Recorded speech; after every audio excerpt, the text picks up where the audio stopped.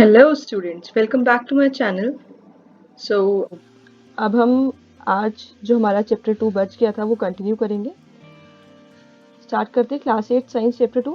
Chapter का नाम क्या है? Micro organisms, friends and force.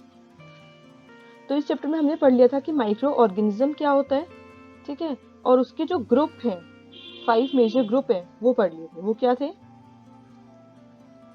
देखते हैं। माइक्रो ऑर्गेनिजम्स है bacteria, viruses, algae, fungi, protozoa. ये हमने 5 मेन ग्रुप्स पढ़ लिए थे। अब हम पढ़ेंगे कि माइक्रो ऑर्गेनिजम्स हमारे लिए फ्रेंड्स कैसे हैं, फो कैसे हैं। तो पढ़ते हैं हम microorganisms and us. Microorganisms have an impact on our everyday life. Microorganisms का हमारी लाइफ पे डेली कोई ना कोई इफेक्ट पड़ता है, कोई ना कोई इम्पैक्ट है हमारे माइक्रो ऑर्गेनिजम्स का। हम कहीं ना कहीं उनको यूज भी कर रहे हैं और हम उनसे हार्म भी हो रही है माइक्रो ऑर्गेनिज्म से, ठीक है। कुछ हमारे लिए यूजफुल होते हैं और कुछ हमारे लिए क्या होते हैं, हार्मफुल होते हैं। आगे पढ़ते हैं हम। अब हम सबसे पहले पढ़ते हैं यूजफुल माइक्रो ऑर्गेनिजम्स। उसमें क्या क्या आता है? सबसे पहले है मेकिंग कर्ड एंड चीज। चीज और कर्ड जो बनती है वो भी माइक्रो ऑर्गेनिजम्स की हेल्प से बनती है। कौन सा माइक्रो ऑर्गेनिज्म यूज होता है? बैक्टीरिया। कौन सा बैक्टीरिया यूज होता है? लैक्टोबैसिलस। लैक्टोबैसिलस हमारा यूज होता है मेकिंग कर्ड एंड चीज के लिए। उसके बाद आता है मेकिंग ब्रेड। मेकिंग ब्रेड के लिए कौन सा माइक्रो ऑर्गेनिज्म यूज हो रहा है? फंजाई। फंजाई में कौन सा एग्जांपल है? यीस्ट। यीस्ट यूज होता है किसको बनाने के लिए?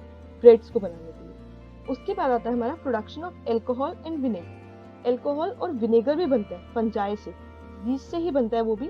फर्मेंटेशन एक प्रोसेस होता है, उसका यूज करते हैं हम इसमें।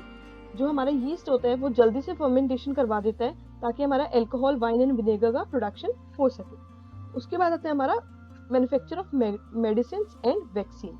हमारी जो मेडिसिन है एंड वैक्सीन है वो भी बैक्टीरिया एंड फंजाई के थ्रू बनती है। वो हम प्रिपेयर करते हैं। हमारी जो एंटीबायोटिक्स है बेसिकली वो प्रिपेयर होती है बैक्टीरिया एंड फंजाई के थ्रू, जो कि हम जो ग्रोथ होती है डिजीज कॉजिंग माइक्रो ऑर्गेनिजम्स की वो रुकवा देती है।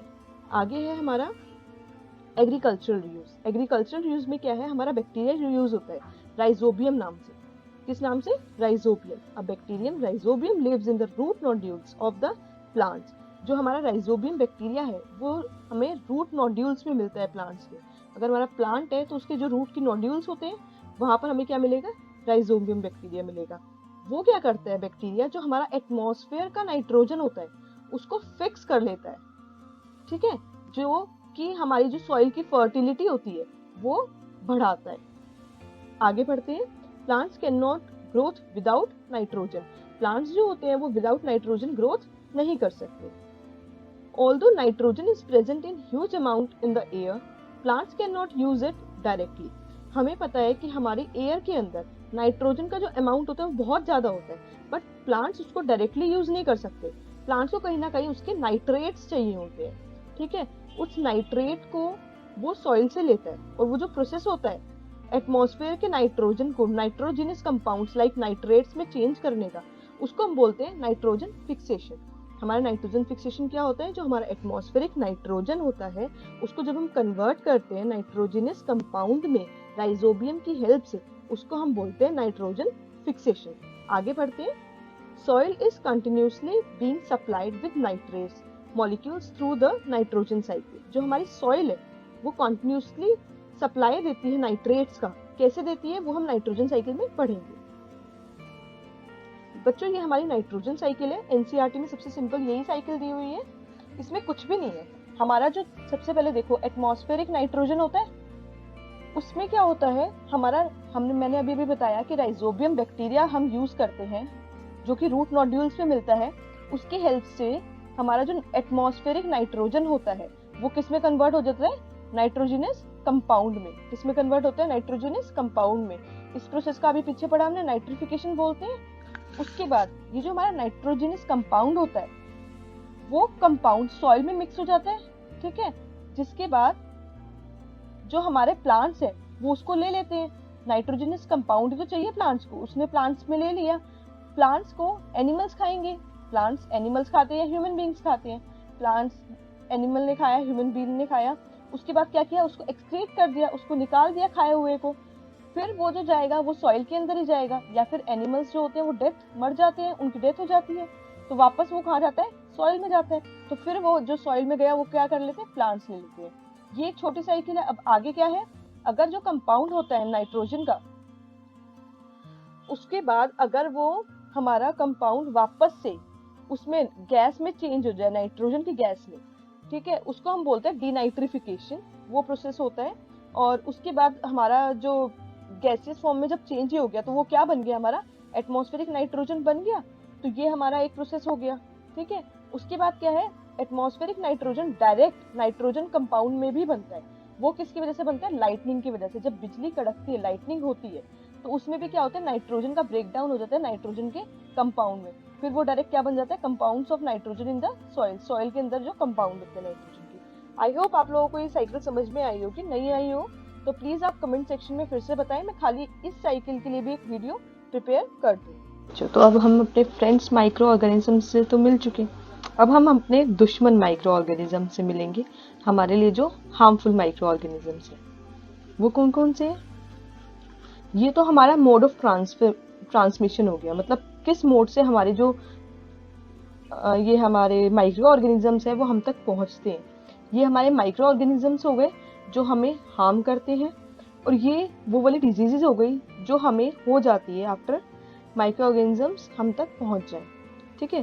तो हम पढ़ते हैं सबसे पहले डिजीज कौन सी है, कॉलरिया। कॉलरिया किससे होती है, कंटेमिनेटेड फूड और वाटर। अगर हम गंदा खाना खा लें या पानी पी लें जिसके अंदर बैक्टीरिया हो तो हमें क्या होता है, कॉलरिया हो जाता है। फिर है कम्युनिकेबल डिसीज टाइफॉइड। टाइफॉइड भी हमारा कंटेमिनेटेड फूड खाने से या फिर वाटर पीने से होता है, और ये भी जो इसका एजेंट है वो क्या है, बैक्टीरिया। ट्यूबरक्लोसिस, तुम लोगों ने नाम सुना होगा टीबी का, टीबी ही ट्यूबरक्लोसिस होता है। तो इसमें ये भी कंटेमिनेटेड एयर से होता है, और ये भी एक बैक्टीरिया है। डेंगू जो होता है वो एडीज मॉस्किटो से होता है, और ये एक वायरस है। हेपेटाइटिस बी, ये कंटेमिनेटेड वाटर से होता है, और ये भी वायरस है। रिंग वॉर्म अनक्लीन बॉडी पे होता है, ठीक है, जिससे फंगस हो जाती है, रिंग वॉर्म्स बन जाते हैं बॉडी के ऊपर, ह्यूमन बॉडी के ऊपर, ये भी फंजाई है। उसके बाद आता है हमारा कॉमन कोल्ड, ये कंटेमिनेटेड एयर से होता है, और ये हमारा वायरस है। फिर आता है हमारा चिकन पॉक्स हमारा एयर फिजिकल कांटेक्ट से होता है, और इन्फेक्टेड पर्सन, अगर कोई इन्फेक्टेड पर्सन है चिकन पॉक्स जिसको हो रखा है ऑलरेडी, अगर हम उसके कांटेक्ट में आए तो भी हमें चिकन पॉक्स हो सकता है, और ये भी एक वायरस है।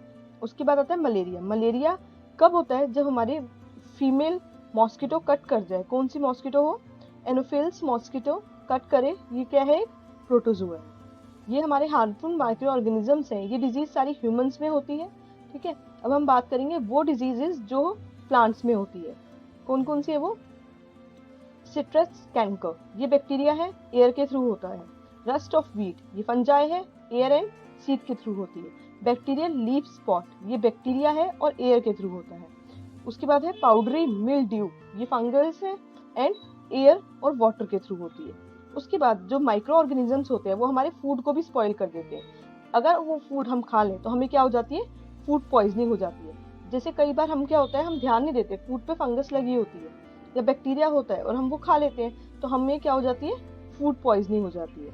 फिर क्या है, at times harmful bacteria present in infected sick animals are transmitted to human mainly through meat product. कुछ कई बार क्या होता है, अगर हम मीट खाते हैं, हमारा जो एनिमल है वो ऑलरेडी इन्फेक्टेड था किसी डिजीज से, हमने वो मीट खा लिया तो वो इन्फेक्शन हमें भी तो हो सकता है। तो वही होता है, इससे हमारा जो होता है डिजीज ट्रांसफर होती है। अब आगे बढ़ते हैं। Food often spoil due to growth of fungi, जो हमारा फूड है, अगर हम फंगस की ग्रोथ देखें तो उसके ग्रोथ की वजह से भी हमारा फूड क्या होता है, खराब हो जाता है। अब फूड को प्रिजर्व कैसे करें, जो हमारा फूड खराब हो जाता है जिसकी वजह से हमें फूड पॉइजनिंग हो सकती है।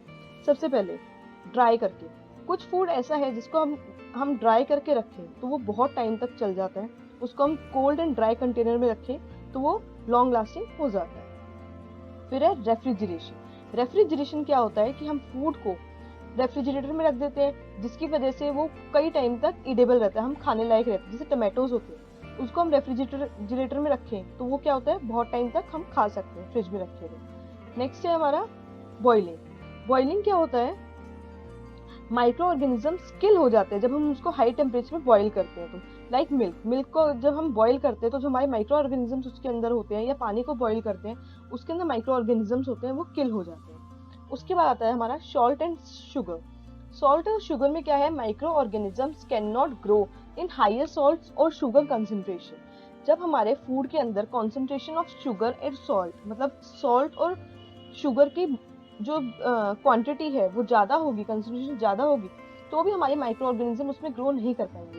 जैसे जैम्स हो गए, जेलीज हो गए, वो कितने शुगर वाले कंटेंट होते हैं, कितना मीठा होता है उनमें, तो उनमें भी माइक्रो ऑर्गेनिजम्स की ग्रोथ बहुत मुश्किल हो जाती है। उसके बाद आता है हमारा ऑयल एंड विनेगर। ऑयल और विनेगर के अंदर क्या होता है कि माइक्रो ऑर्गेनिजम्स जी ही नहीं पाते, लिव ही नहीं कर पाते। हमारे पिकल्स हो गए, हमारे जो अचार होते हैं वो कितने लॉन्ग टाइम तक चल जाते हैं, हमारी कुछ चटनी होती है वो कितनी लॉन्ग टाइम तक चलती है। फिर हमारा पेस्चराइजेशन, ये क्या होता है, ये एक टेक्निक होती है जिससे हम फूड को प्रिजर्व कर सकते हैं। ये बेसिकली हम मिल्क में यूज करते हैं। तो बच्चों, इसी के साथ हमारा चैप्टर खत्म होता है। अगर आपको ये वीडियो पसंद आई हो तो प्लीज लाइक एंड अपने फ्रेंड्स के साथ शेयर करना, और अगर अब तक आपने सब्सक्राइब नहीं किया है चैनल को तो please subscribe the channel. Thanks for watching.